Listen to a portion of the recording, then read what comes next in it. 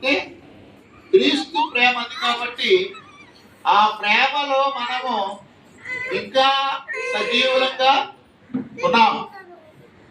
ఆ ప్రేమలో మనం ఇంకా సజీవులుగా ఉన్నామనే సత్యాన్ని దేవుని వాక్యం చెప్తుంది. సామెతల గ్రంథం 10:12 చెప్తున్నటువంటి మాట,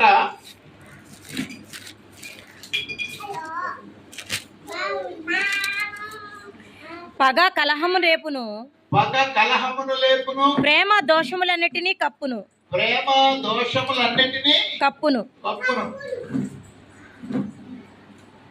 ఈ రోజుని ఎక్కడ చూసినా పగ పెరుగుతుంది, కానీ ప్రేమ అనేది ఏ కోస అన్నదమ్ముల్లో లేదు, అక్క చెల్లెల్లో లేదు, భార్య భర్తల్లో కూడా పొదువ అయిపోయింది.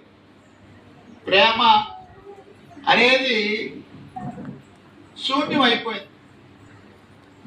ఇదంతా యాంత్రికం అయిపోయింది, కానీ వాస్తవతలోనికి మరి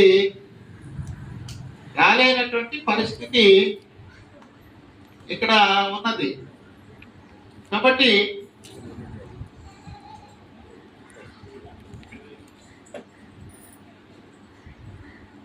నిద్రలోకి వచ్చి నెల